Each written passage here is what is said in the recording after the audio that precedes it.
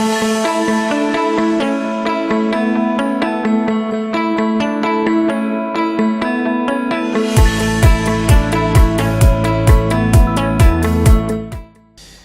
Monsieur Henry, bonjour à toutes et tous.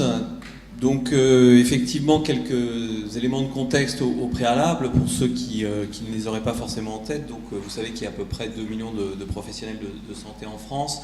et que parmi ces 2 millions, il y en a grosso modo 360 000 qui exercent en libéral, soit à peu près 20% des professionnels. Et ces 20% des professionnels donc, qui exercent en libéral et qui sont conventionnés avec l'assurance maladie au travers de conventions nationales que vous connaissez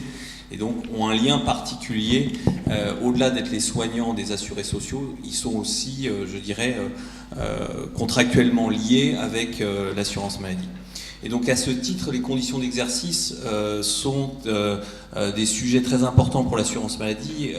et on y apporte une attention toute particulière,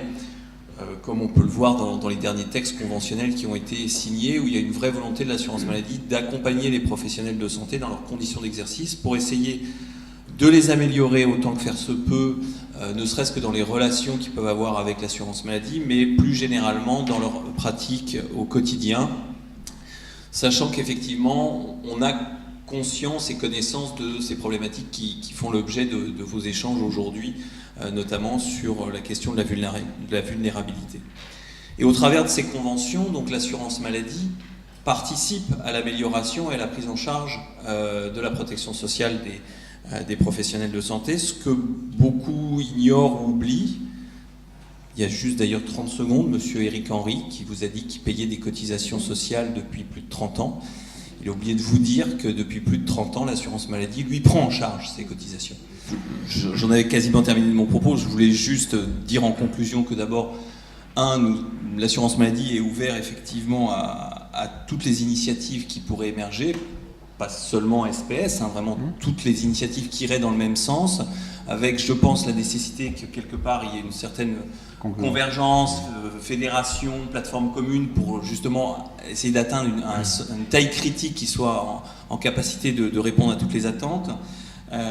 Et surtout, ce qui nous semble très important, c'est qu'il y a un objectif de couvrir toutes les professions de santé, pas uniquement les médecins. C'est vrai que jusqu'à présent, on a beaucoup parlé des médecins, y compris médiatiquement, alors qu'on a vu ces derniers temps qu'il y avait eu quand même beaucoup de problèmes psychosociaux, de suicides.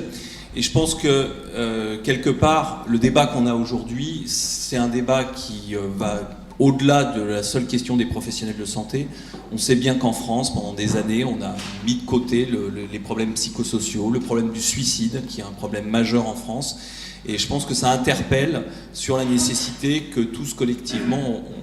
on attaque le sujet, on attaque le problème et on essaye de trouver des réponses. Et ce type d'outil doit pouvoir permettre d'apporter des premières réponses.